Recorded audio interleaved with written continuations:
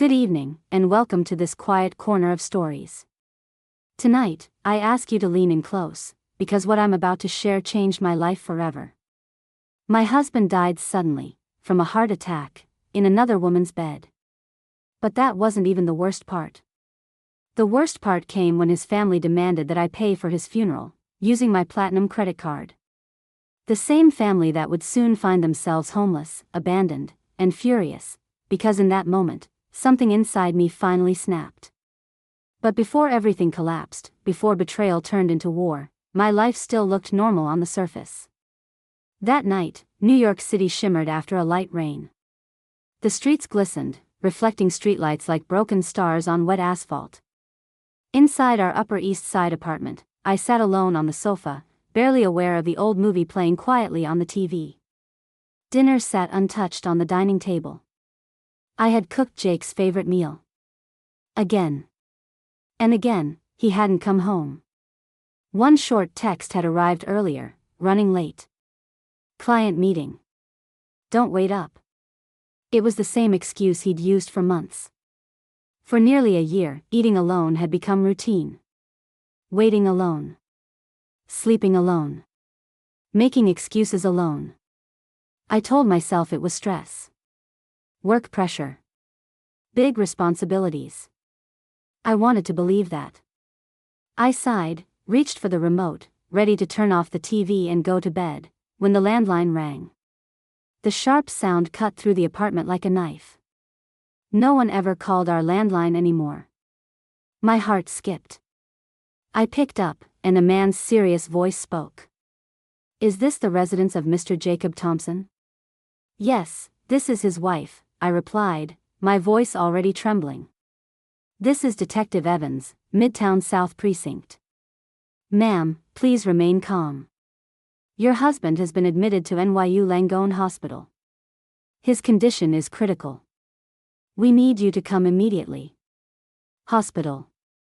Critical. Those words blurred together. I didn't even remember hanging up properly.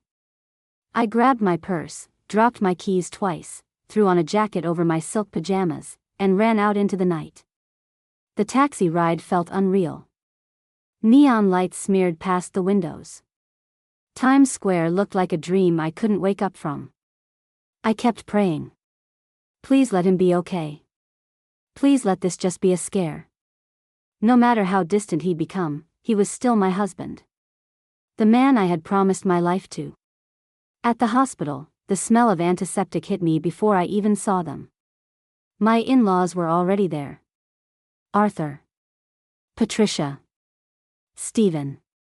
And his wife, Lauren. Their faces were pale and tight with tension. The moment Patricia saw me, she rushed forward and grabbed my hands. "Kate," she cried, "Jake is dying. The doctors say it will take a lot of money to save him." Her words hit me like ice water. Before I could even process that, a tired-looking doctor walked out of the ER doors. They all rushed him. I pushed forward too, my heart hammering. The doctor's face said everything before he spoke. "I'm very sorry," he said quietly. "Your husband suffered a massive heart attack. We were unable to revive him." Everything went silent. Jake was dead. My husband was gone. I couldn't scream. I couldn't cry. I couldn't even breathe properly. And I had no idea that the next words I would hear would shatter my marriage, my memories, and my entire understanding of who I had married. Because what the detective would reveal next would be far worse than death itself. The hospital corridor felt smaller after the doctor's words. The air grew heavy, thick with grief, shock, and something else I couldn't yet name. Before I could even begin to process Jake's death, two uniformed officers approached us. One of them was the same man who had called me earlier, Detective Evans. His expression was professional, but his eyes carried a hint of sympathy. "Mrs. Thompson," he said gently, "I'm very sorry for your loss. For our report, I need to confirm a few details regarding the circumstances of your husband's death." Circumstances. The word felt strange. A heart attack should have been simple. Tragic, but simple. I nodded numbly. Earlier tonight, he continued, we received a call from a neighbor in the East Village. They reported loud voices and a disturbance coming from an apartment. East Village? My heart skipped. When officers arrived, he said, the apartment door was unlocked. Your husband was found unconscious on the floor. I stared at him. East Village? I repeated softly. Jake doesn't live in the East Village. The detective hesitated for half a second, just long enough for my stomach to drop. There was another woman in the apartment, he said carefully. Another woman. The words echoed in my head like gunshots. She stated that your husband complained of chest pain and collapsed, Detective Evans continued. She called 911, then left the scene before officers arrived. I felt like the floor tilted. Another woman. Not a coworker. Not a client. Another woman.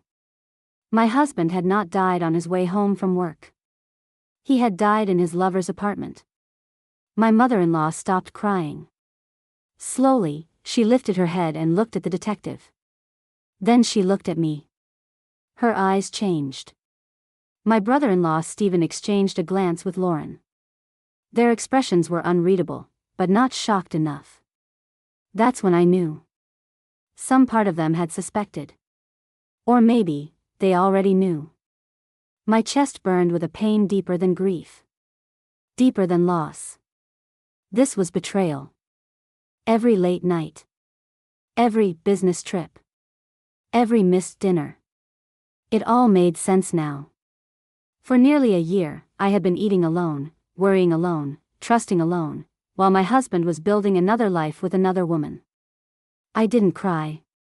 The tears were gone. All that remained was a hollow, aching numbness.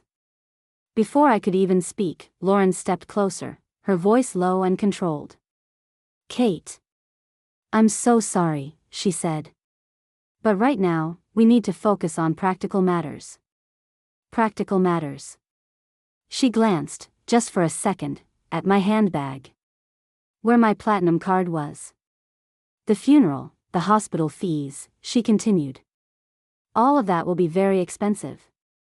That's when Patricia, my mother-in-law, suddenly straightened her back. Yes, she said sharply. Jake was your husband. As his wife, it's your responsibility to give him a proper funeral. Something dignified. Something worthy of our family. My father-in-law nodded in agreement. Stephen added, we're in a tough spot financially right now. You know that. You have the resources. I stared at them. Not one of them asked how I was holding up. Not one of them apologized for their son's betrayal. Not one of them expressed shame for the humiliation I had just suffered. They were already thinking about money. About my money. In that moment, something inside me shifted. I finally saw them clearly. To them, I wasn't a grieving wife. I was a credit card. A safety net. A walking bank account. The room felt colder. My voice came out steady, too steady for a woman whose husband had just died. Your son didn't die working for his family, I said quietly. He died in another woman's bed. They froze. And you want me to pay for that? I continued. With my parents' money? Patricia's face twisted with anger. How dare you speak like that, she snapped. He's dead. Show some respect. Respect? I repeated. Where was his respect for me? They had no answer. Because they didn't care.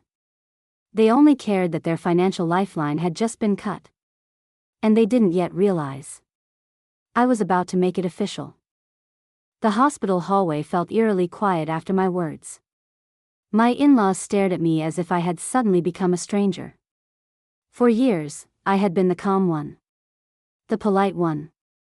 The daughter-in-law who never argued, never complained, never said no. They weren't used to this version of me. Patricia recovered first. Kate, she said sharply, lowering her voice as if scolding a child, this is not the time for attitude. Our son is gone. The least you can do is make sure he has a proper funeral. We are family. Family. The word tasted bitter. Stephen stepped closer, trying a different approach. Look, emotions are high. We're all in shock. Let's not make any rash decisions. Just use the platinum card. We'll sort everything out later. Lauren didn't say anything, but her eyes stayed locked on my purse. That was the final straw. I realized something in that moment. They weren't grieving. They were calculating. They were already planning how to use me. A slow, cold calm spread through my chest. I reached into my purse, not for the card. For my phone. Lauren's eyes widened slightly. "What are you doing?" she asked, trying to keep her voice steady. I didn't answer her. Instead, I scrolled calmly through my contacts until I found my bank's customer service number. Patricia frowned. "Kate, don't be ridiculous. Put the phone away." I lifted my head and looked each of them in the eyes. "This card," I said, "was a gift from my parents. Not from your son. Not from this family." Then I pressed call. The dial tone echoed in the tense hallway. "Customer service, how may I assist you?" a calm voice answered.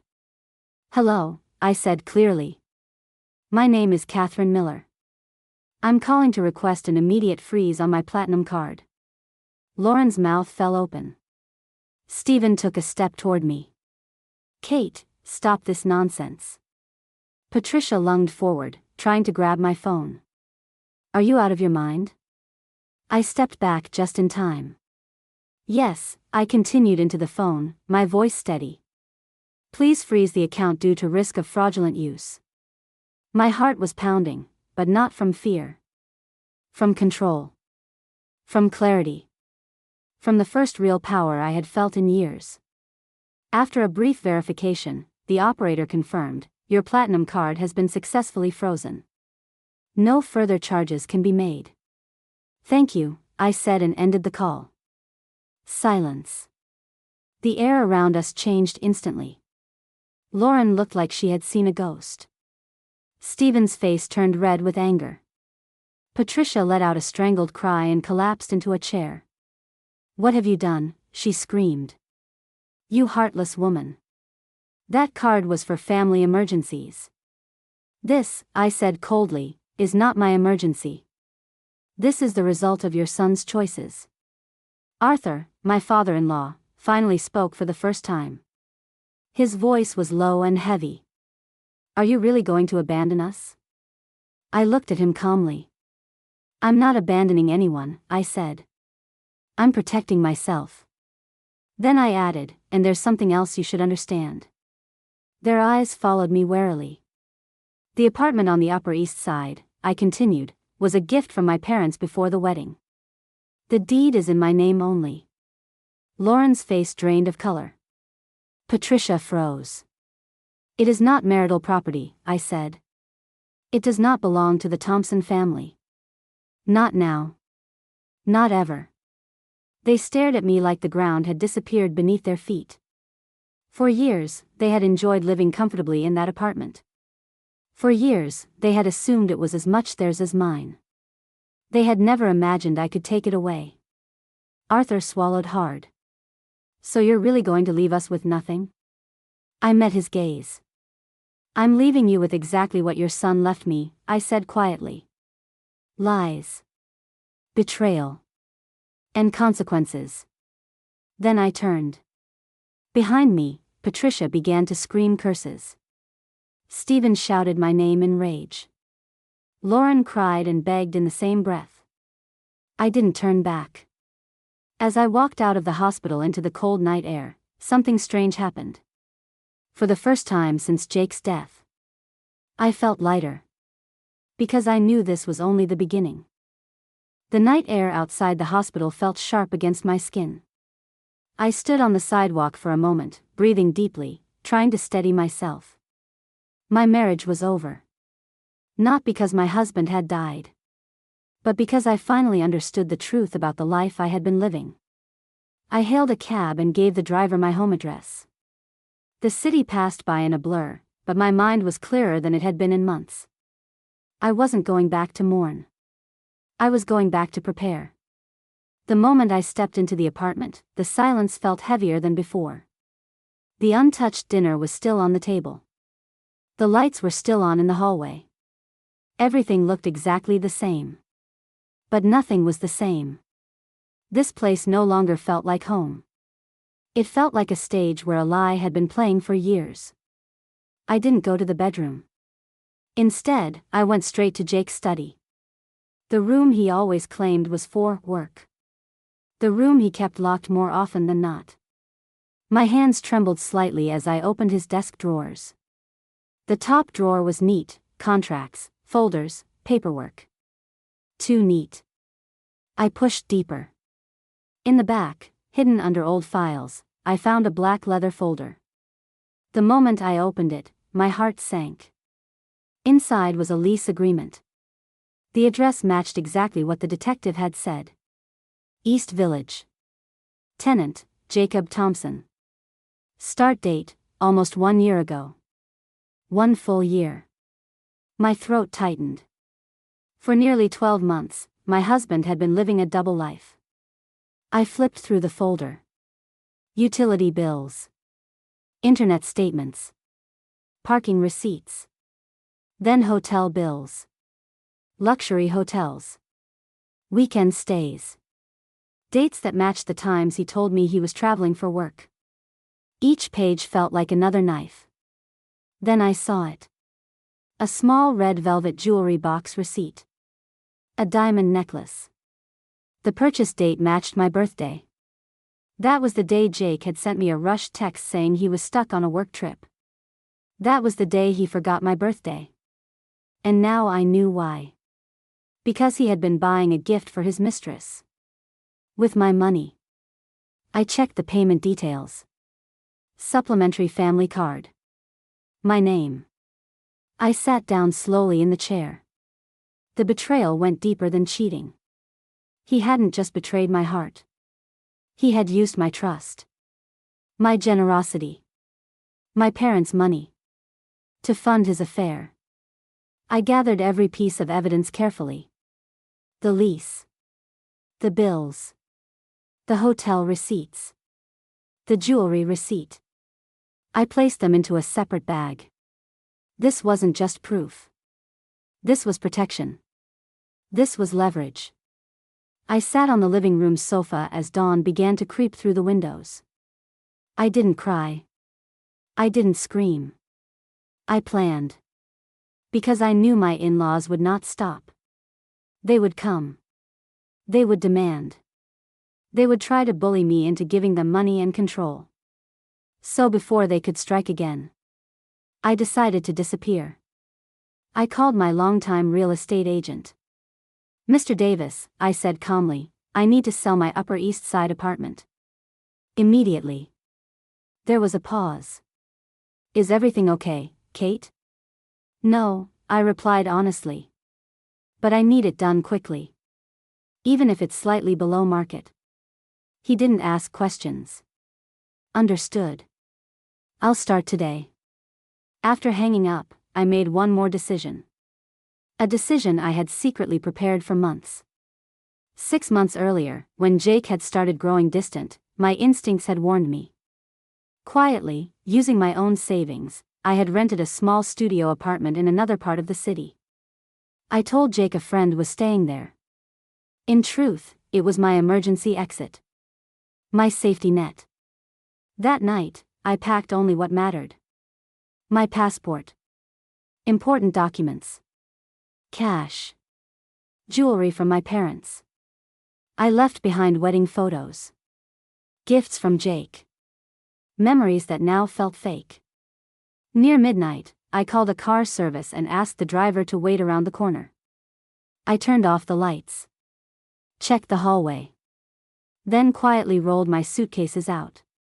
When the car pulled away, I looked back at the building one last time. That apartment had once been my dream. Now it was nothing more than a beautiful cage. I didn't feel sadness. I felt freedom. The studio apartment was small, but the moment I stepped inside, I felt something I hadn't felt in a long time. Safety. The walls were plain. The furniture was basic. But there were no memories here. No lies. No ghosts of a marriage that had been rotting from the inside. That night, I barely slept. Not because I missed Jake, but because my mind was racing. I knew my in-laws. I knew their pride, their greed, and their sense of entitlement. They would not accept being cut off quietly. And I was right. The next morning, just as I finished my first cup of coffee, my phone started vibrating non-stop. Missed calls. Unknown numbers. Voicemails. I didn't need to listen to know who it was. I ignored them all. But ignoring them didn't stop them. That evening, while I was unpacking, my phone rang again. This time, I answered, out of curiosity more than anything. Kate. Patricia's shrill voice exploded through the speaker. Where are you hiding? Do you think you can just disappear with everything that belongs to my son? I felt a cold calm settle over me. I'm not hiding, I replied evenly. I'm choosing not to be harassed. You froze the card, she screamed. You cut us off. How are we supposed to survive? That is not my responsibility, I said. Your son made his choices. So did you. Stephen grabbed the phone from her. Kate, don't be stupid, he growled. You owe this family. If you don't help us, things will get ugly. There it was. The threat. I suggest you stop calling me, I said. Any further harassment will be documented. I hung up. My hands were steady. But my heart was racing. I knew this wasn't over. And I was right again. 2 days later, I returned briefly to the old apartment to collect a few final documents I had forgotten. I thought I was being careful. I was wrong.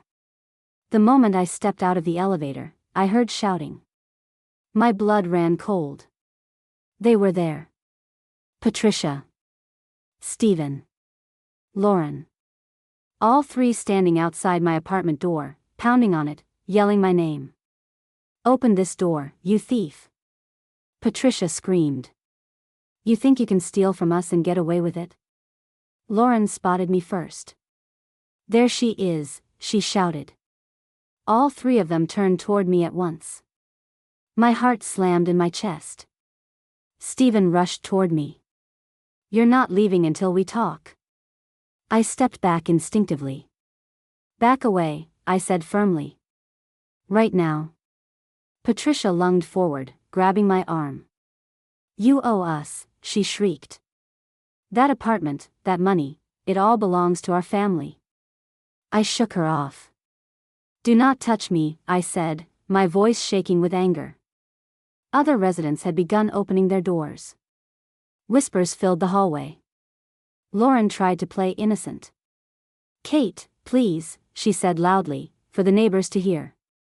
We just want to talk. We're family. Why are you being so cruel? Cruel. That word almost made me laugh. I pulled out my phone and started recording. Stephen noticed. What are you doing? He snapped. Protecting myself, I replied calmly. Then I did something they didn't expect. I called building security. Within minutes, 2 guards arrived. What seems to be the problem? One of them asked. They're harassing me and threatening me, I said.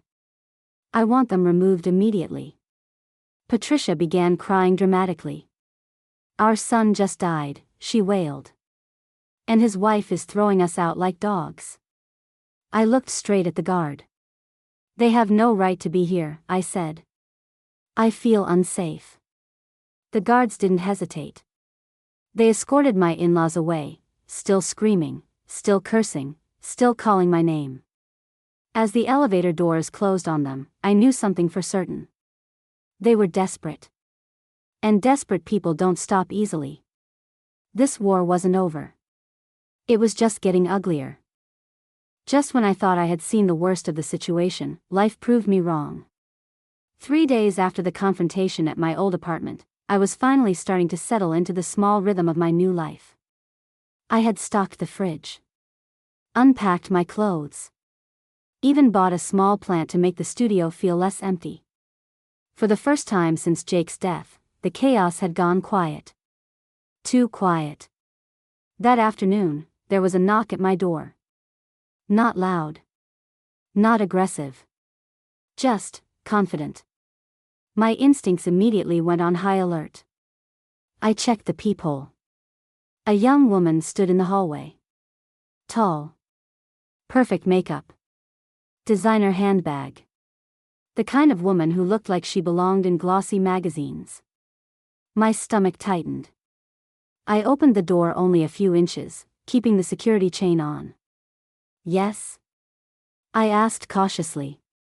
She looked me up and down with a faint smirk. You're Catherine Miller, right? She said. Jake's wife. I already knew. But hearing it out loud felt different. Yes, I said. Who are you?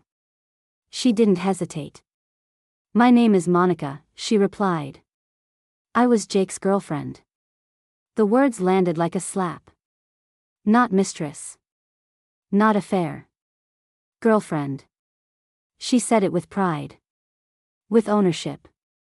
With zero shame. I felt anger rise, but I forced it down. Why are you here? I asked flatly. Monica crossed her arms. Jake promised me something, she said. Before he died. I said nothing. He told me he was going to divorce you, she continued casually. He said he would give me $300,000 so we could buy a small house together. My hands clenched. Now he's gone, she added, but his promise still stands. As his wife, you should honor it. For a moment, I actually thought I had misheard her. You want me, I said slowly, to give you $300,000. Yes, she replied, as if it were the most reasonable thing in the world. Consider it compensation. I gave him my youth. My love. My time. Compensation. For sleeping with my husband. I almost laughed. Instead, I looked at her calmly. Do you have any proof of this promise? I asked. She scoffed. Why would I need proof? Jake loved me. That's proof enough. And if I say no? I asked. Her eyes hardened. Then I'll make sure people know what kind of wife you were, she said. How you drove him into another woman's arms. I can make trouble for you. Big trouble. There it was. Blackmail. I smiled. It wasn't a friendly smile. All right, I said. Why don't you come in for a moment? She hesitated, then stepped inside, clearly thinking she had the upper hand. She sat on my sofa like she owned the place. I disappeared into the bedroom and returned with the evidence bag. Without a word, I emptied everything onto the coffee table. The lease. The bills. The hotel receipts. The jewelry receipt. Her confident expression slowly crumbled. This apartment, I said coldly, pointing to the lease. This is where you lived, right? She swallowed. And this necklace you're wearing? I added, holding up the receipt. He bought it for you on my birthday. With my card. Her face turned pale. He told me it was his money, she whispered. I laughed softly. His salary barely covered his car payment, I said. Everything you enjoyed came from me. I leaned closer. You weren't the love of his life, I said quietly. You were a luxury item. Bought with someone else's money. Monica started shaking. I didn't know, she stammered. You knew enough, I replied. Now you have a choice. Her eyes widened. Leave, I said. Right now. Or I take this evidence to the police and expose everything. She didn't argue. She grabbed her bag and practically ran out.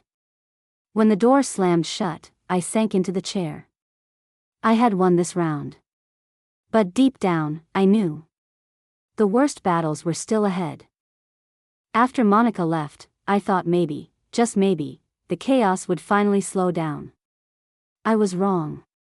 2 mornings later, my phone started blowing up with messages from people I barely spoke to anymore. Old coworkers. Distant relatives. Even a college friend I hadn't heard from in years. Every message carried the same vague tone. Is everything okay? I heard something strange about you. Call me when you can. My stomach dropped. I knew that tone. It meant rumors. By noon, I found out exactly what kind. A neighbor from my old building finally sent me a screenshot. It was a long Facebook post written by Patricia, my mother-in-law. The post was filled with carefully chosen words. Not direct lies, but twisted truths. She wrote about how her poor, grieving family had been abandoned by a cold-hearted daughter-in-law. How their son had worked himself to death, while I controlled all the finances. How I had kicked them out of their son's home and cut off their only means of survival. She never mentioned Jake's affair. She never mentioned the money I had given them for years. She never mentioned the threats. To anyone reading it, I looked like the villain. The comments were worse. Strangers. Friends of friends. People who didn't know me. Calling me selfish. Heartless. Greedy. One woman even wrote, "Karma will get her." My hands shook as I read. Not because I felt guilty, but because I realized what they were trying to do. They were trying to destroy my reputation. If they couldn't control my money, they would control my name. I sat quietly for a long time. Then I made a decision. If they wanted a public war, they were going to get one. But on my terms. I contacted a lawyer that afternoon. A sharp woman named Rebecca Holt. She listened carefully as I explained everything. The affair. The financial support. The threats. The harassment. The smear campaign. When I finished, she leaned back in her chair. They're playing emotional chess, she said. But they're forgetting one thing. What's that? I asked. You have proof, she replied. They only have stories. That night, with Rebecca's guidance, I prepared a response. Not emotional. Not angry. Factual. Calm. We gathered documentation. Bank transfers to my in-laws. Text messages where they demanded money. Voicemails with threats. Building security reports. Proof of harassment. Then I did something that terrified me. I told my side, publicly. Not with insults. Not with revenge. With truth. I posted a carefully written statement. I explained how I had supported my in-laws financially for years. How I had discovered my husband's double life. How I had been threatened and harassed after cutting off financial support. I didn't name names.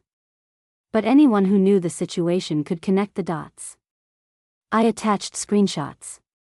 Redacted where necessary. Enough to show patterns. Enough to show credibility. Within hours, the tone shifted. People started asking questions. Some comments disappeared. Private messages came in. I'm so sorry. I had no idea. That sounds terrifying. You didn't deserve this. For the first time, I felt something shift. The power balance. Patricia's original post lost momentum. Her supporters grew quieter. Because truth has a way of draining drama of its oxygen. But I knew my in-laws. They wouldn't accept losing face quietly. They would strike back. Harder. Lower. That night, my lawyer called me. They've contacted a local reporter, Rebecca said. They're trying to turn this into a human interest story. Poor grieving parents. Cruel rich widow. My heart pounded. This was no longer just personal. It was becoming public. And public battles leave scars.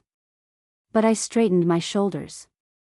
If they want the spotlight, I said, then they're going to see everything. Because I wasn't hiding anymore. When Rebecca told me the media was now involved, my first instinct was to hide. Not because I was guilty. But because I was tired. Tired of being pulled into drama I never asked for. Tired of defending myself against people who had used me for years. But hiding was exactly what my in-laws wanted.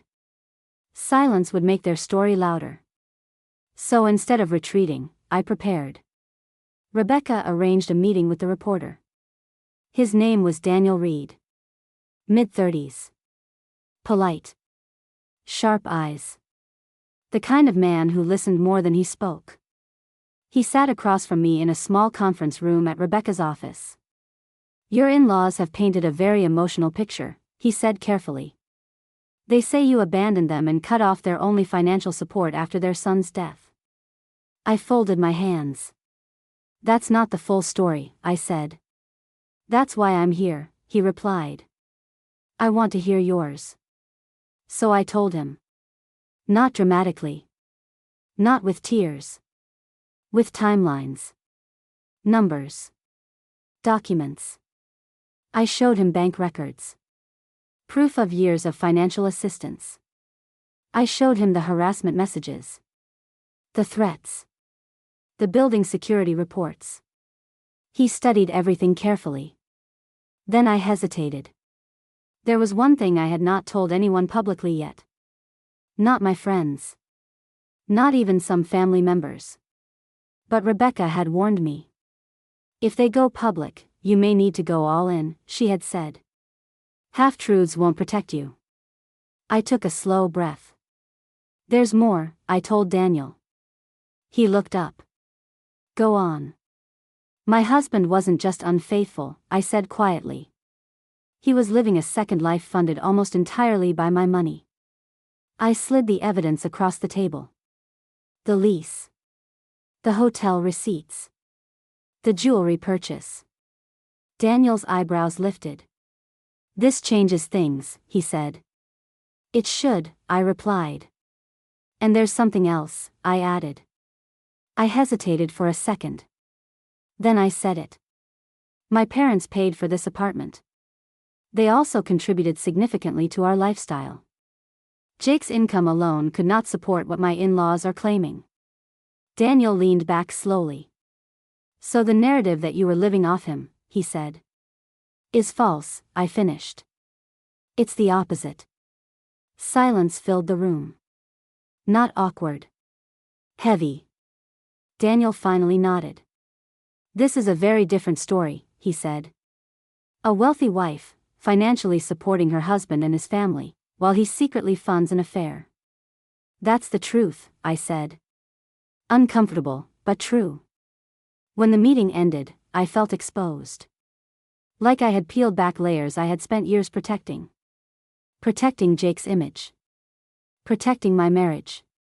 Protecting my in-laws from looking bad. But protection had only enabled them. That night, my phone rang again. Patricia. I almost didn't answer. Almost. But I did. What did you tell that reporter? She snapped. The truth, I said simply. You're trying to ruin us, she shouted. How dare you air our private business? I let out a quiet laugh. You made it public, I replied. I'm just correcting the story. There was a pause. Then her tone changed. From angry to calculating. Maybe we can come to an arrangement, she said slowly. There's no need to make this uglier than it already is. I knew what she meant. Hush money. I smiled to myself. It's already ugly, I said. I'm done paying to keep your secrets. She hung up on me. 2 days later, Rebecca forwarded me a draft headline. It made my stomach flip. Not with fear. With something close to relief. The truth was finally stepping into the light. And once truth is public, it can't be controlled. The article went live on a Tuesday morning. I didn't read it right away. I just stared at my phone as notifications flooded in. Texts. Emails. Calls. My name was suddenly everywhere. Not celebrity-level famous, but enough to feel exposed. Vulnerable. When I finally opened the link, my heart pounded. The headline was fair. Not cruel. Not sensational. It laid out the facts. A financially independent wife. Years of documented support. A husband's hidden second life. Harassment after cutting off funds.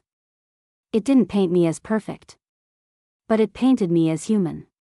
And most importantly, credible. The comments section was a battlefield. Some people still took my in-laws' side. But many didn't. Strangers defended me. Questioned the parents' story. Asked why grown adults felt entitled to their daughter-in-law's money.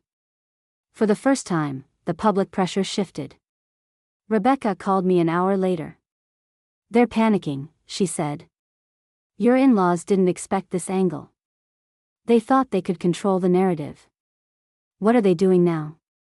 I asked. "They've filed a civil claim," she replied. My stomach dropped. "For what?" I asked.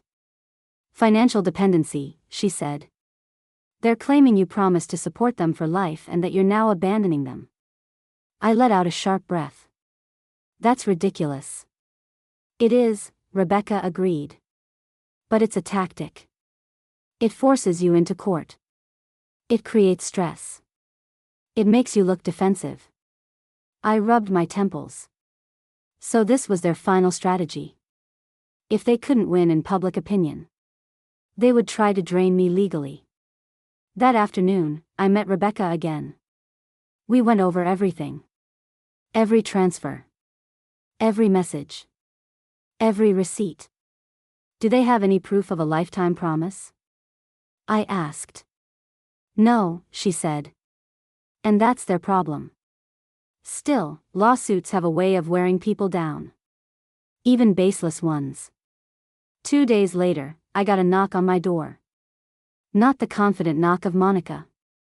Not the aggressive pounding of my in-laws. This one was official. A process server. I signed for the papers. The weight of them in my hands felt heavier than they should have. That night, I sat alone in my studio, staring at the ceiling. I was tired. Not physically. Emotionally. Grief mixed with anger. Betrayal mixed with responsibility. I had married into this family thinking love meant sacrifice. Now I understood. They had mistaken my kindness for weakness. That mistake was about to cost them. Rebecca filed a response within 48 hours. Not just a defense. A counterclaim. Harassment. Defamation. Intentional emotional distress. Financial coercion. When she told me, I was surprised. "Are you sure?" I asked. "I don't want this to spiral." She looked at me calmly. "It already has," she said. "The question is whether you stay on defense, or finally go on offense." I thought about the years of checks. The late-night emergency calls. The guilt. The manipulation. The threats. The public lies. "Go on offense," I said. From that moment, everything changed. Subpoenas were prepared. Phone records requested. Financial histories demanded. The same spotlight they had wanted. Now pointed straight at them. A week later, something unexpected happened. Lauren called me. Not screaming. Not crying. Quiet. "Kate," she said softly, "we need to talk. I think my parents went too far." I closed my eyes. The cracks were forming.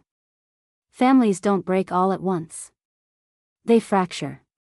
Slowly. Audibly. Painfully. And I knew. This fracture was about to turn into a collapse. Lauren didn't sound like herself on the phone. Gone was the smugness. Gone was the fake sympathy. What I heard instead was fear. Real fear. I shouldn't be calling you, she said quietly. If my parents find out, they'll lose it. Then why are you calling? I asked. There was a long pause. Because this has gone too far, she said. And because you deserve to know what they're planning. I stayed silent. People reveal more when you let them. They're not just trying to win the lawsuit, Lauren continued. They're trying to ruin you financially. Completely. My chest tightened. How? I asked. They've been talking to a private investigator, she said. They think if they can dig up anything from your past, anything at all, they can make you look unstable or untrustworthy. I clenched my jaw. They want to make you look like the problem, she added. Not them. So they're going to lie, I said. They already are, Lauren replied. But they're also willing to twist things. Old relationships. Old business deals. Even your parents. That made my blood run cold. My parents? I asked. They think if they can pressure your family, they can force a settlement, she said. They're desperate. For a moment, I couldn't speak. My parents had nothing to do with this. They had already given more than enough. They're obsessed with the idea that you owe them, Lauren continued. They keep saying you owe them for Jake. For his life. For everything. I felt anger surge. Owe them? I repeated. For cheating on me? For lying? For stealing from me? Lauren's voice cracked. I know, she said. I tried to tell them. They don't listen. They're in too deep now. I leaned back against the wall. Why are you really telling me this? I asked. Because I don't want to be part of this anymore, she said. And because they're planning something worse. My stomach dropped. Worse how? They're thinking about filing a complaint with your professional board, she said. My breath caught.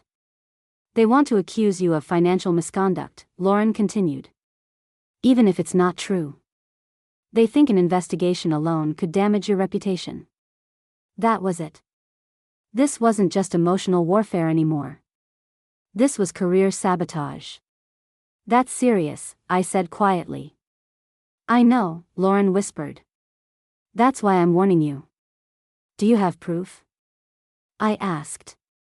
She hesitated. I have some messages, she said. Group chats.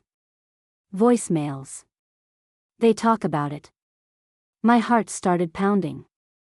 If you're willing to share those, I said carefully, they could protect you. And they could protect you from being dragged into this. Another pause. Then, I'll send them. A few minutes later, my phone buzzed. Screenshots. Audio clips. Patricia's voice, angry and calculating. Stephen talking about making her life hell. Messages about finding dirt. About reporting her. About forcing her to settle. My hands trembled as I listened. This wasn't a family dispute anymore. This was a coordinated attack. I forwarded everything to Rebecca immediately. She called me within minutes. This is huge, she said. This shows intent. Malice. Abuse of process. What does that mean? I asked.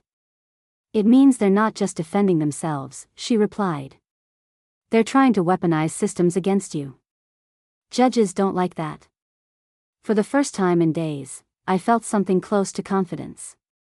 They crossed a line, Rebecca continued. And now we can prove it. That night, I sat quietly, staring at my phone. Lauren's warning had changed everything. My in-laws thought they were cornering me. But they had just handed me the weapon I needed. Because now, this wasn't just my word against theirs. It was their own words. The courtroom didn't look dramatic. No shouting. No surprise witnesses bursting through the doors. Just wood benches, quiet murmurs, and the steady ticking of a clock that made every second feel heavier. But I knew something important was about to happen. Rebecca had warned me. This hearing will set the tone, she said. Not just legally, psychologically. My in-laws sat on the opposite side of the room. Patricia looked confident. Stephen looked angry. Lauren wasn't there. That told me everything. They thought they still had control. Rebecca stood and presented our new evidence. Not emotionally. Methodically. Screenshots.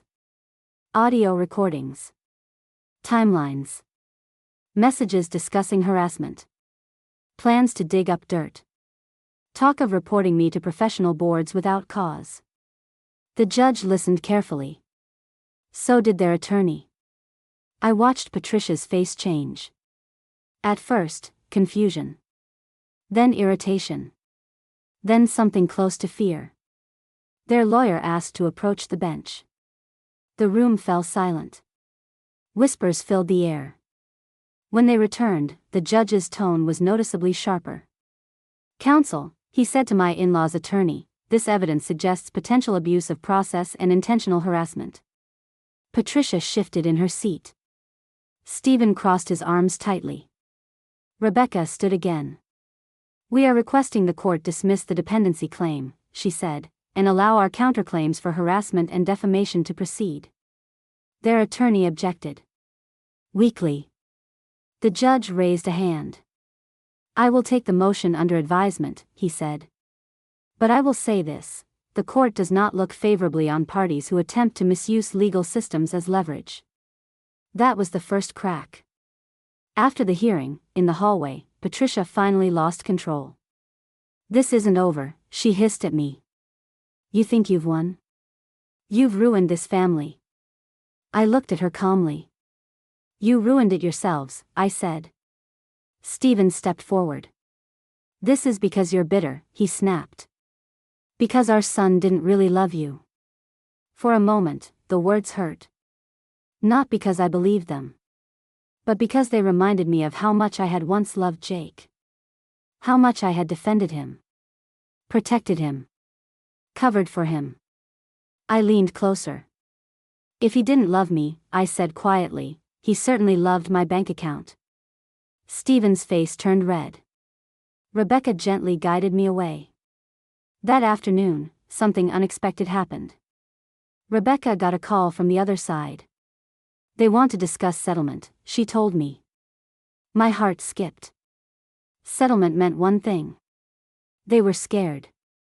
"They're offering to withdraw their claim," she continued, "in exchange for you dropping your counterclaims and agreeing to a confidentiality agreement. A gag order. So they could save face.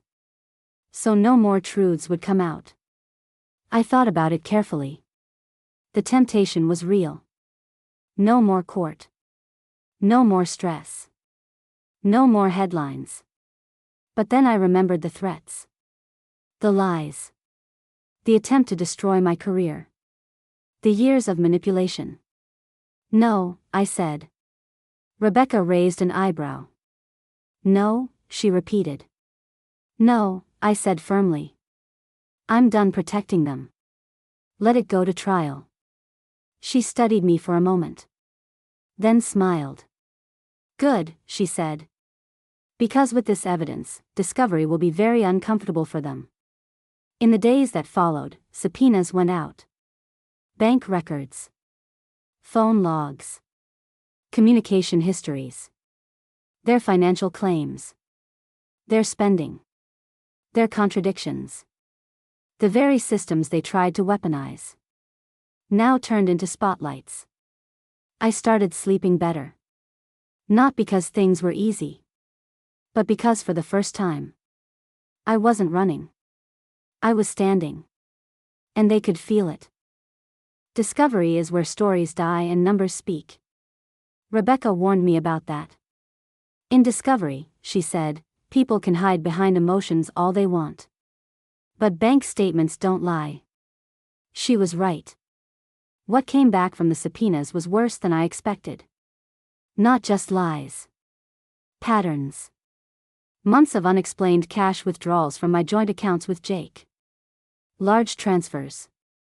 Payments to accounts I didn't recognize. At first, I thought it was just Jake. More evidence of his secret life. But then Rebecca's tone changed. These don't all go to his second apartment, she said. Some of this went directly to your in-laws. My stomach twisted. How much? I asked. She turned the screen toward me. The number made me dizzy. Over $200,000. Transferred quietly over 2 years. Money I had never approved. Money Jake had sent to his parents without telling me. Some labeled as loans. Some with no description at all. Stephen and Patricia weren't just asking for support. They had been siphoning it. And it got worse. Lauren's account was in the records too. Smaller amounts. But frequent. Rent assistance. Car payments. Credit card balances. All quietly paid from my household funds. They weren't just dependent, Rebecca said. They were embedded. I felt sick.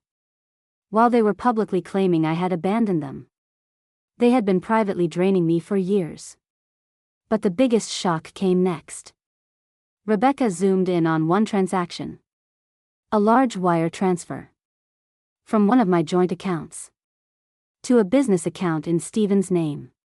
What's this? I asked. Rebecca frowned.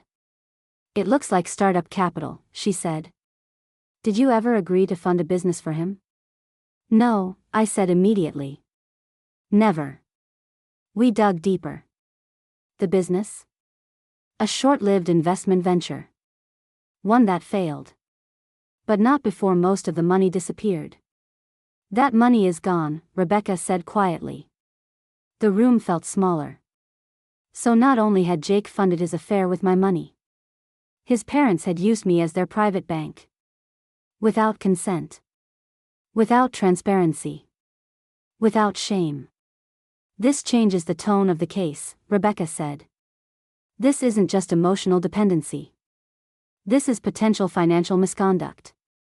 Fraud? I asked. Possibly, she replied. At minimum, unauthorized transfers. My chest tightened.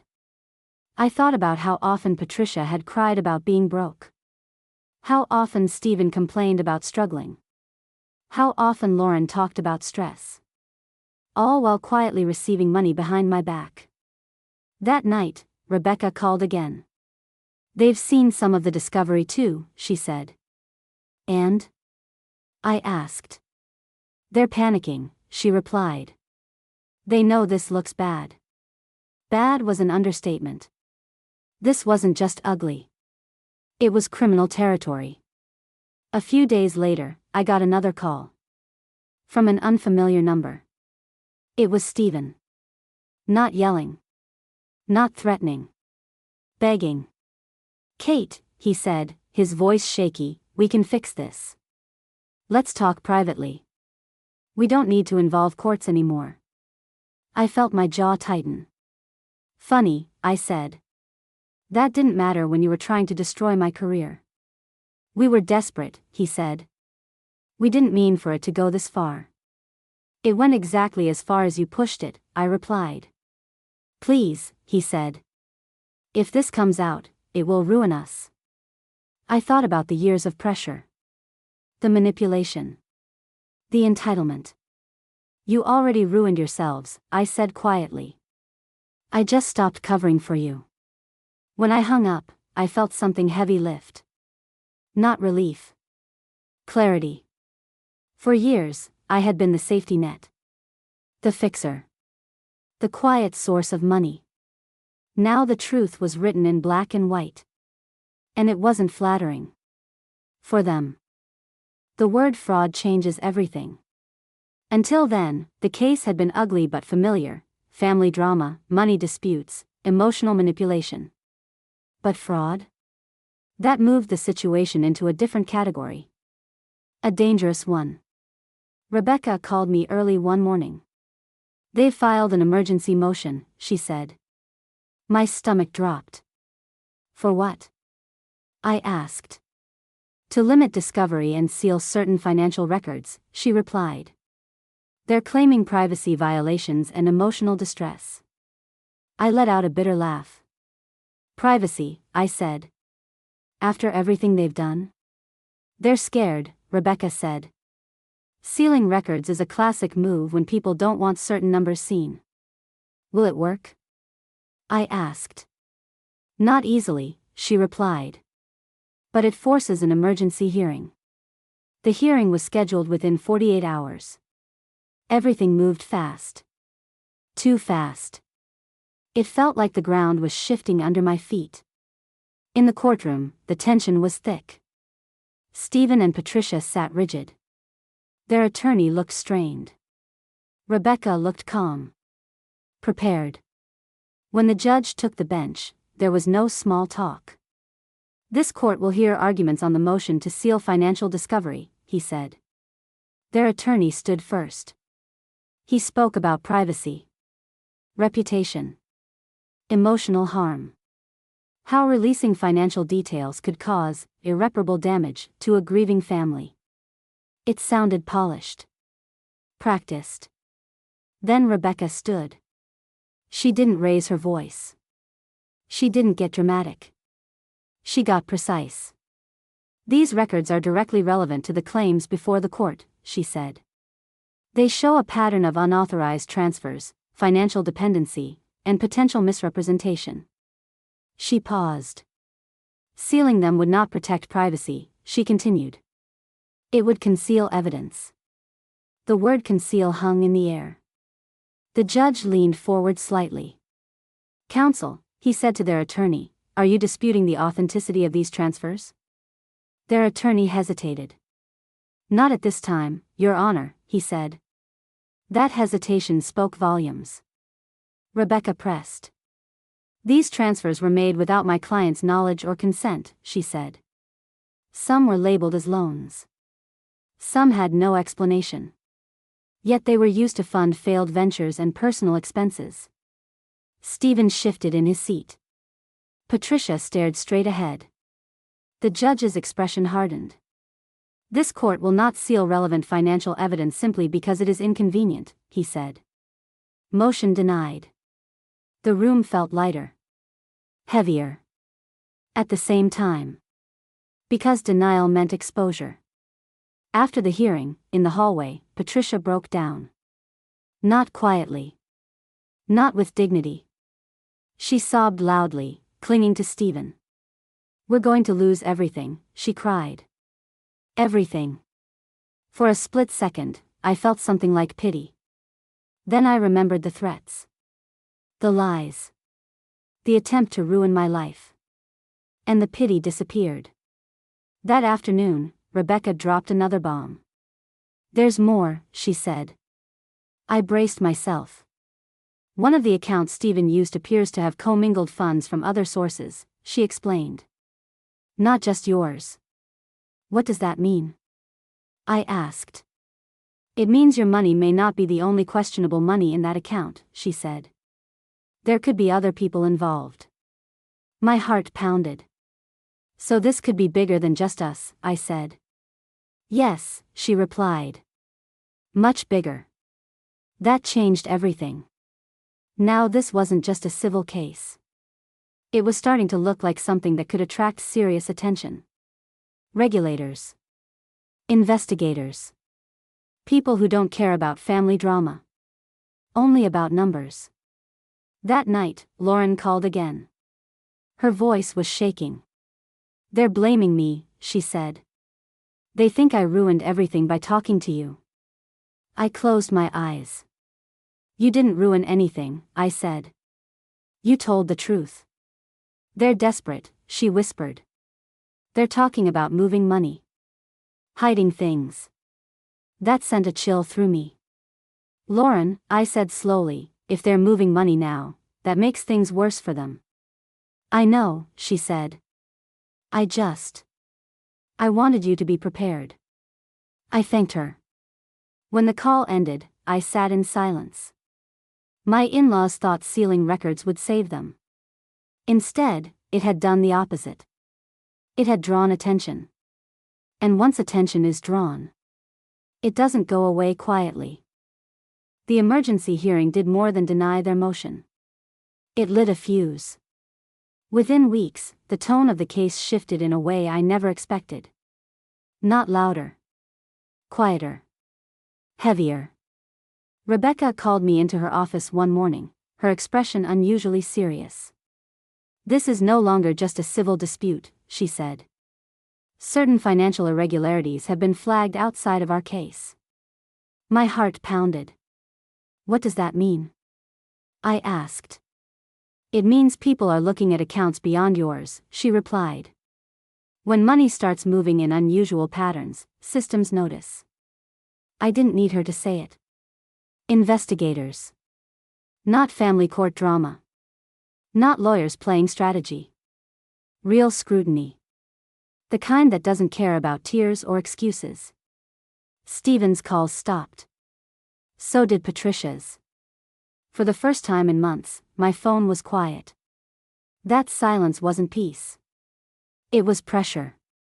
Behind the scenes, things were unraveling. Rebecca later explained that Stephen's failed business had been linked to other questionable transactions. Not just my money. Other investors. Other transfers. Other stories. People who were now asking questions. Suddenly, my in-laws weren't just fighting me. They were trying to contain something much bigger. Their civil attorney changed. Then changed again. Delays were requested. Deadlines were pushed. Classic stalling tactics. But stalling only works when nothing else is moving. Something else was moving. Lauren met me for coffee one afternoon. She looked exhausted. "I didn't know," she said quietly. "I swear. I didn't know how bad it was." "I believe you," I said. She stared into her cup. "They're talking about selling the house," she said. "Moving. Starting over somewhere else. Running. They were thinking about running. They think if they settle with you, it will all go away," she added. I shook my head slowly. "It won't," I said. "Not anymore." And it didn't. A formal notice arrived weeks later. Not from my lawyer. Not from theirs. From an external agency requesting records related to the accounts. Rebecca didn't look surprised. "This is what happens when patterns emerge," she said. "Your case may have been the thread that pulled everything loose." I felt strange hearing that. I hadn't gone looking for justice on a grand scale. I just wanted to stop being used. But sometimes, stopping one wrong exposes others. The civil case didn't end with a dramatic trial. It ended quietly. They withdrew their claim. Completely. No settlement. No apology. No confidentiality agreement. Just retreat. My counterclaims were dismissed by mutual agreement. Not because I was wrong, but because bigger forces had entered the picture. Rebecca explained it simply. "They don't want more attention," she said. "They're in survival mode now." In the end, there was no courtroom victory speech. No public redemption arc. No movie-style ending. There was something better. Freedom. My reputation recovered. My career remained intact. The rumors faded. The noise died down. Slowly. Naturally. People moved on. And so did I. I sold the old apartment. Closed joint accounts. Restructured my finances. Clean. Simple. Protected. For the first time in years, my life felt like it belonged to me again. Not to Jake. Not to his family. Not to guilt. Not to obligation. Just to me. Sometimes I still think about how close I came to staying silent. To paying them off. To protecting their image. If I had, would still be their safety net. Their secret bank. their quiet solution. Instead, I chose something harder. The truth. It cost me comfort. It cost me peace for a while. But it gave me something better in return. Control. Closure. And a future that wasn't built on someone else's lies. I didn't win. They didn't lose.